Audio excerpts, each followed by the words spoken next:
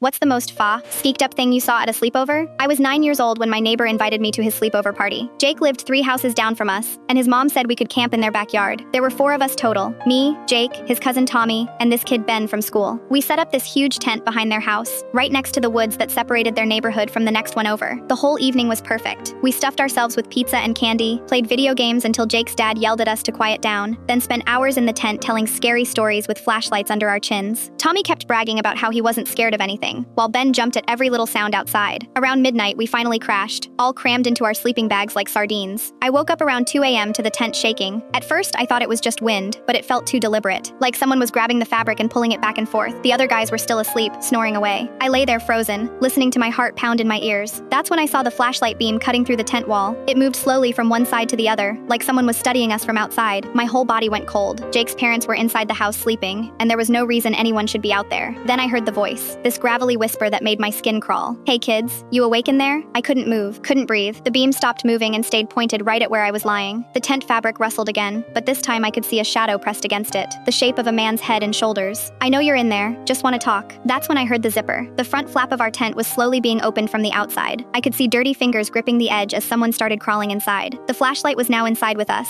and I caught a glimpse of a scraggly beard and wild eyes. I screamed louder than I'd ever screamed in my life. All 3 other boys woke up instantly, and when they saw the man halfway inside our tent, they started screaming too. The guy panicked and tried to back out quickly, but got tangled in the tent flaps. We were all scrambling toward the back of the tent, still screaming our heads off. The porch light flicked on, and Jake's dad came running outside in his boxers carrying a baseball bat. The man finally got free and bolted toward the woods. We could hear him crashing through the trees as Jake's parents reached us. Jake's mom was crying and hugging all of us, while his dad chased after the guy with his bat. But by the time the cops showed up 20 minutes later, he was long gone. They found his footprints in the soft dirt around our tent, and a trail leading into the woods. Size 11 boots with a weird diamond pattern on the sole. The police officer told Jake's parents that someone matching our description had been spotted lurking around playgrounds in the next town over. They thought he might be living rough in the woods, moving between neighborhoods. They found a small campsite about a mile in, with empty food cans and cigarette butts, but no sign of him. For the next 3 weeks, patrol cars drove through our neighborhood every few hours. Parents started walking us to and from school. Nobody let their kids play outside alone.